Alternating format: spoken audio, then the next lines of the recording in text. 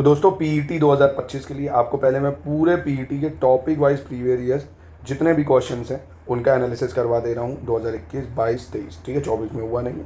तो पीईटी के पीवाईक्यू देखते हैं टॉपिक वाइज। तो ये इंडियन हिस्ट्री के पीवाईक्यू हैं, और अगर पीईटी की आप तैयारी करना चाहते हैं पूरा स्टडी मटेरियल आप ले सकते हैं। हमारा पूरा टेस्ट सीरीज कंप्लीट कोर्सेज हमारे पेड बैचेस चल रहे हैं। इन नंबरों पे कॉन्टैक्ट करके आप ले सकते हैं दोस्तों। पूरी पेट की तैयारी घर बैठे कर सकते हैं बहुत ही कम प्राइसेस में। 699 में हमारा पूरा स्टडी मटेरियल आपको ज्ञान सर एजुकेशन ऐप में मिल जाएगा। वीडियो क्लासेस भी होंगी और जितना ज़रूरी है उसके साथ, ठीक है। तो चलिए सबसे पहले देखते हैं। कह रहा शिवाजी की मृत्यु के बाद मराठा राज्य में प्रभावी शक्ति चित पावन ब्राह्मणों के एक परिवार के पास थी, जिन्होंने शिवाजी के उत्तराधिकार को पेशवा यानी प्रधानमंत्री के रूप में सेवा दी थी। कौन सा शहर मराठा साम्राज्य की राजधानी था? तो इनमें से मराठा साम्राज्य की राजधानी टू द पॉइंट आपसे पूछ रहे हैं, तो ये थी पुणे। क्या थी? पुणे, ठीक है। ये आपके और भी एग्जामों में काम आएंगे, चाहे यूपीएसआई का पेपर आप दें, लेखपाल का दें, इवन आरओ यारो तक में पूछे जा सकते हैं, क्योंकि पेट में जीएस का लेवल काफ़ी अच्छा रहता है। महावीर स्वामी को जिन के नाम से जाना जाने लगा, जिन का अर्थ क्या है? What is the term Jinnah means? तो जिना मीन्स क्या होता है? विजेता, महान आत्मा, भगवान या हिंसक। तो जिना का मतलब होता है कनकरर या विजेता। जिना का मतलब कनकरर या विजेता।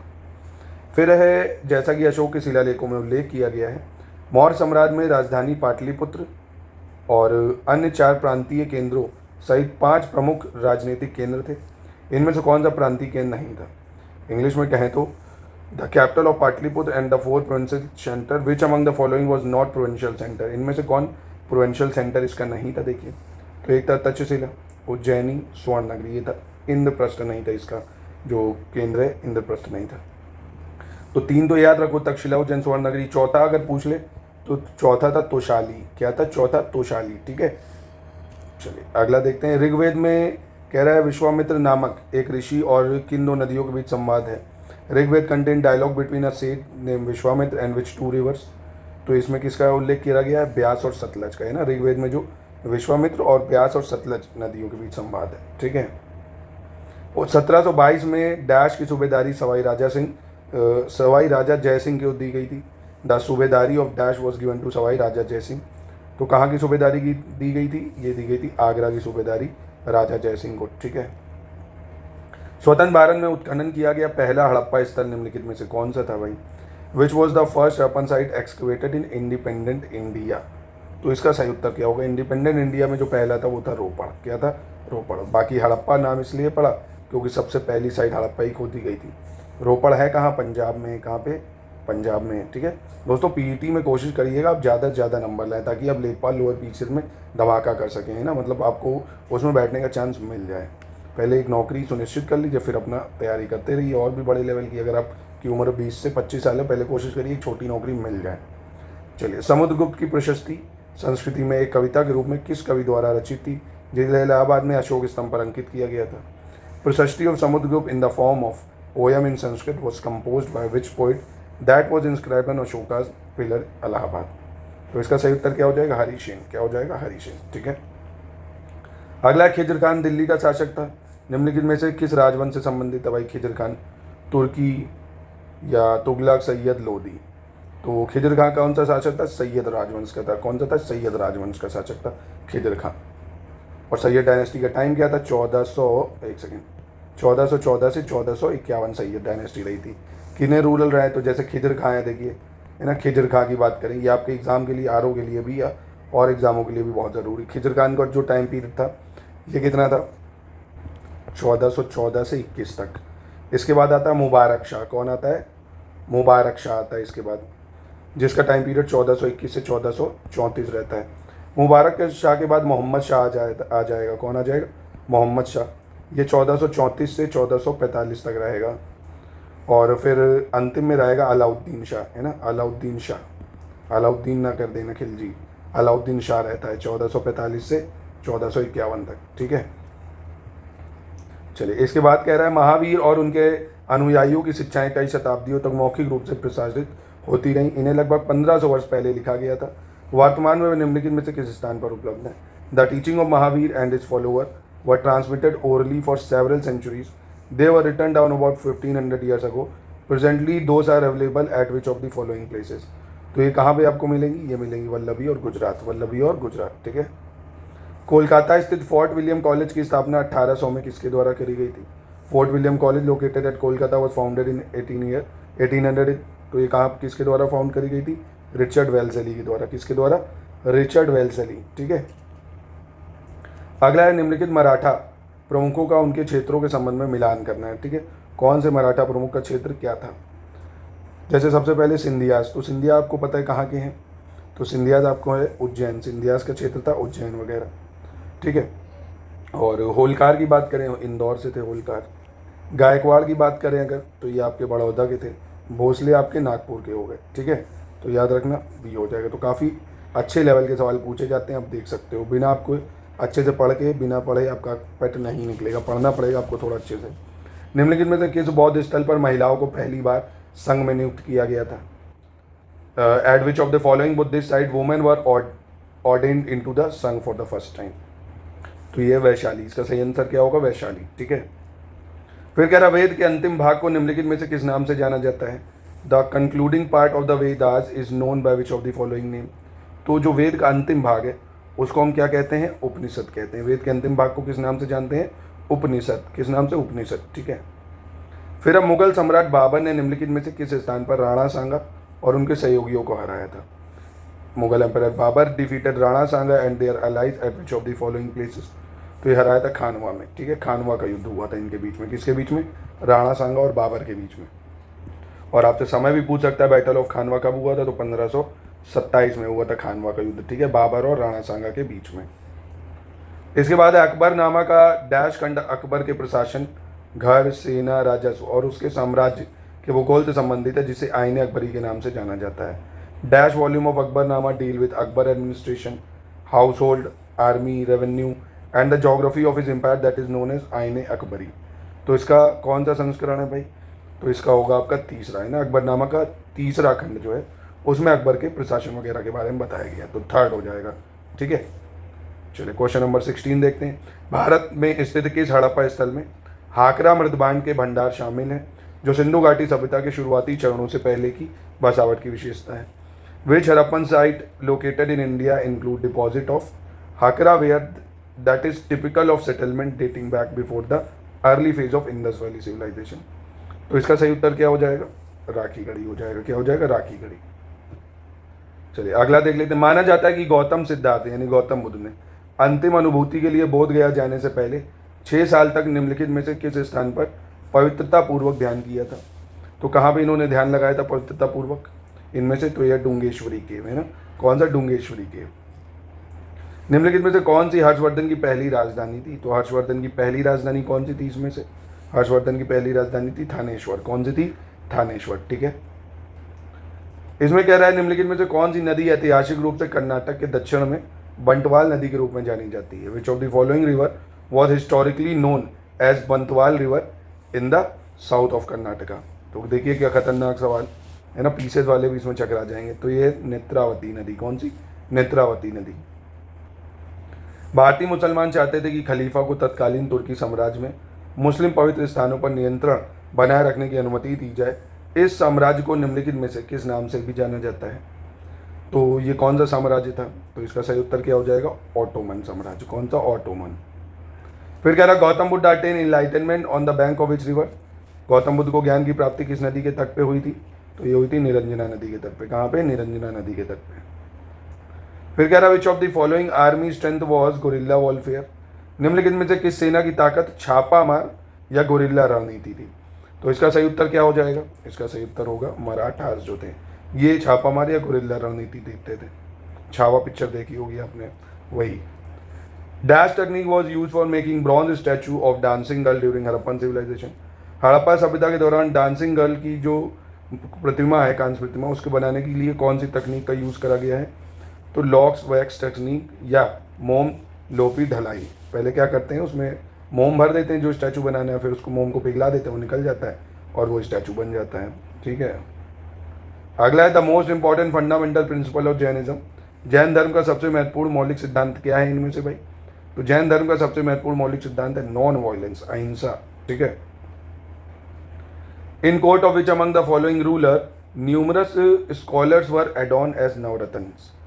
मतलब निम्नलिखित में से किस शासक के दरबार में बहुत से विद्वानों को नवरत्न के रूप में अलंकृत किया गया था। तो किसके शासनकाल में नवरत्न थे भाई? तो ये था चंद्रगुप्त द्वितीय। कौन था? चंद्रगुप्त द्वितीय। ठीक है। इसके बाद which among the following dynasty of Delhi Sultanate rule for the shortest time? तो इनमें से दिल्ली सल्तनत पे सबसे कम समय तक किसने राज करा है? खिलजी, लोधी, सैयद, तुगलक में। तो खिलजी का पहले टाइम पीरियड याद रखो 1290 से 1320 तक था भाई। और लोधी डायनेस्टी की बात करें तो 1451 से 1526 हो जाएगा। सैयद डायनेस्टी की बात करें 1414 से 1451, अभी बताया था आपको। एक सेकेंड। तुगलक डायनेस्टी 1320 से 1414। अब इनमें से क्या पूछ रहा है, लॉन्गेस्ट या शॉर्टेस्ट? तो शॉर्टेस्ट पूछ रहा है, तो हो जाएगा ये खिलजी वंश। ठीक है। Right the name of port of Harappa. Harappa में कोई जो पोर्ट था उसका क्या नाम था? तो हड़प्पा में जो पोर्ट था लोथल था। कौन सा था? लोथल था, एक पोर्ट यानी बंदरगाह, जो कि गुजरात में है। फिर खलीफा की अस्थायी शक्तियों की रक्षा के लिए मार्च डैश में बॉम्बे में एक खिलाफत समिति का गठन किया गया था। To defend the Khalifa as temporal power a Khilafat committee was formed in Bombay in March. तो ये कब बनाई गई थी खिलाफत कमेटी को? तो खिलाफत कमेटी 1919 में बनी थी, तभी तो बाद में नॉन कॉपरेशन चला था ना 1920 में। राष्ट्रवाद की पहली स्पष्ट अभिव्यक्ति निम्नलिखित में से किस क्रांति के साथ हुई थी? The first expression of nationalism came with which among the following revolution? तो किसके साथ हुई थी? ये फ्रांसीसी क्रांति या फ्रेंच रेवोल्यूशन के साथ। जब ईस्ट इंडिया कंपनी की स्थापना हुई तब भारत पर निम्नलिखित में से किसका शासन था? भाई ईस्ट इंडिया कंपनी जब बनी तब भारत में किसका शासन था? तो ये जानो 1599 से 1600 में वहाँ बनी, तब भारत में किसका शासन था? तब भारत में शासन था गुप्त, सुंग, मौर्य या मुगल। तो मुगल सम्राट अकबर था। कौन था? अकबर था। पर जब 1608 में कैप्टन विलियम हॉकिंस आता है तब अकबर मर चुका होता है, तो वो जहांगीर की कोर्ट में आता है। किसकी कोर्ट में? जहांगीर की। ठीक है। निम्नलिखित में से कौन वह व्यक्ति है जिसका नाम देवानाम प्रिय या प्रियदासी था? देवानाम प्रिय या प्रियदासी, ये किसका नाम था? तो ये था अशोक का नाम, है ना, सम्राट अशोक को कहते थे। संगमरमर पर पियत्रा ड्यूरा या पित्रा डूरा या रंगीन पत्थर की जड़ाई का काम किसके समय में बहुत लोकप्रिय था? पित्रा ड्यूरा आर्ट जो थी, तो इस शाहजहाँ के समय में है ना, तभी ताजमहल वगैरह आप देखोगे बहुत डिज़ाइनें पत्थरों पे ऐसे बना रखी हैं। पित्रा ड्यूरा आर्ट जो थी शाहजहाँ को बहुत ज़्यादा पसंद थी। निम्नलिखित में से किस युग में तांबे का पहली बार उपयोग किया गया था? तो तांबे का सबसे पहले उपयोग कब करा गया इनमें से? मध्यपाषाण, नवपाषाण, ताम्रपाषाण, पुरापाषाण। तो नाम से ही पता चल रहा है ताम्रपाषाण यानी चैल्कोलिथिक एज। ठीक है। निम्नलिखित में से किस स्थान पर प्रथम बौद्ध संगीति का आयोजन हुआ था? तो देखिए 4 बौद्ध संगीति हुई हैं। राजगीर में हुई है, वैशाली में हुई है, पाटलिपुत्र में हुई है, कश्मीर में हुई है। ठीक है। पहली हुई अजातशत्रु के शासनकाल में, दूसरी हुई कालाशोक के शासनकाल में, तीसरी हुई आपकी अशोक के शासनकाल में, चौथी हुई कनिष्क के शासनकाल में। तो ऐसे याद कर लो ट्रिक। RVP के रूलर हैं AK, मतलब RVP के मतलब राजगीर, वैशाली, पाटलिपुत्र, कश्मीर, अजातशत्रु, कालाशोक, अशोक, कनिष्क, है ना। तो प्रथम बौद्ध संगीति कहाँ हुई? राजगीर में हुई। चलिए अगला देख लेते हैं। जजिया फिर से लगाने वाले मुगल शासक का नाम क्या था जिसने जजिया कर को फिर से लगा दिया था इनमें से? हुमायूं, औरंगजेब, जहांगीर। तो इसका सही उत्तर क्या है? औरंगजेब, है ना। जजिया कर को वापस से किसने लगा दिया था? औरंगजेब ने लगा दिया था। निम्नलिखित में से किसे अंग्रेजों द्वारा शुरू किए गए सबसे महत्वपूर्ण योगदानों में से एक माना जाता है? Which of the following is considered as one of the most important contribution that was introduced by British? Shipping, banking और बीमा, रेलवे, वृक्षारोपण और खान। तो सबसे अच्छा चीज़ है रेलवे भाई। 1853 में आपको पता होगा ना, रेलवे की शुरुआत हुई थी बॉम्बे से ठाणे के बीच में। तो ये काफ़ी ज़्यादा अच्छा डेवलपमेंट कंट्रीब्यूशन इनका माना जाता है रेलवेज के लिए। अगला कह रहा पंचतंत्र की कथाएं किसके द्वारा लिखी गई हैं? The tales of Panchatantra was written by. तो पंचतंत्र की कथाओं को किसने लिखा है? तुलसीदास, विष्णु शर्मा, वाल्मीकि या वेद व्यास। तो ये लिखी गई है विष्णु शर्मा जी के द्वारा। फिर गौतम बुद्ध ने सारनाथ में अपना पहला उपदेश दिया था। भूमि स्पर्श मुद्रा, ध्यान मुद्रा, धम्म चक्र प्रवर्तन मुद्रा या अभय मुद्रा। तो इसका सही उत्तर क्या हो जाएगा? धम्म चक्र प्रवर्तन मुद्रा में। ठीक है, सारनाथ में जो दिया था। अगला देखते हैं। निम्नलिखित में से किस शासक के दरबारी कवि हरिसेन थे? Which of the following ruler court poet was Harisena? तो हरिसेन जो है इनमें से किसके दरबारी कवि थे? इसका सही उत्तर होगा समुद्रगुप्त। हरिसेन किसके दरबारी कवि थे? समुद्रगुप्त के। ठीक है। भारत में शासन करने वाले दिए गए शासकों का कालानुक्रम बताना है। Select the chronological order of the following ruler. Sher Shah Suri, Akbar, Alauddin Khilji और इल्तुतमिश। तो देखिए इल्तुतमिश का अगर मैं बताऊँ आपको 1211 से 1236 तक था। अलाउद्दीन खिलजी की बात करें तो 1296 से 1316 तक राज करता है ये। अकबर 1556 से 1605 तक रहता है। और वहीं शेर शाह सूरी की बात करें तो ये 2 बार रहेगा, क्योंकि बीच में हुमायूं आ जाएगा 1540 से 45 में, और फिर उधर 1540 से 45 के बाद फिर 55 तक शायद आता है। मतलब स्टूर डायनेस्टी रहेगी इतनी, तो आप 1540 से 45 कह सकते हो, ठीक है। तो क्रोनोलॉजी आप बना लो इसकी, यार इसके हिसाब से कौन हो जाएगा भाई, तो इसके हिसाब से हो गया आपका 4312, है ना, 4312, ठीक है। निम्न में से कौन से संत शिवाजी के समकालीन थे? Which one of the following saint was contemporary of Shivaji?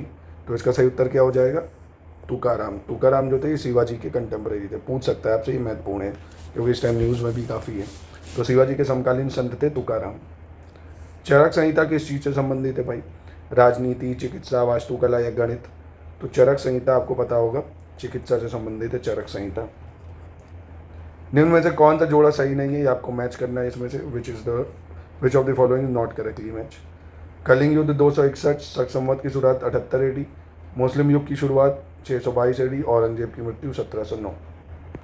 तो ये औरंगजेब की मृत्यु तो भैया जरूर याद रखो। इस बार आप देखो औरंगजेब जो छावा मूवी आने के बाद कितना न्यूज़ में कबर से भी जग गया होगा, इतना याद करा है लोगों ने उसको। तो औरंगजेब की मृत्यु हुई थी 1707 में, ना कि 9 में, ठीक है। कब हुई थी? 1709 में, ठीक है। और बाकी कमेंसमेंट ऑफ मुस्लिम एरा 622, शक संवत 78, कलिंग वॉर 261, ठीक है। चलिए अगला देख लेते हैं 44। किस क्रम में भारत आए हैं शासक जो है? थॉमस रो, फाहियान, हियानशांग, ये बताना है। देखिए थॉमस रो 1615 में आएगा। फाहियान चंद्रगुप्त द्वितीय के शासनकाल में आता है, गुप्ता पीरियड में 5th सेंचुरी में। हियानशांग हर्षवर्धन के शासनकाल में आता है वही 7th सेंचुरी में, यानी 629 से 642 के आसपास, ठीक है। तो इसकी क्रोनोलॉजी आप आराम से मिला सकते हैं। क्या सही होगा? सी हो जाएगा, ठीक है। कह रहा सिराजुद्दौला किस युद्ध में अंग्रेजों से पराजित हुआ था? Siraj-ud-Daulah was defeated by British in the battle of.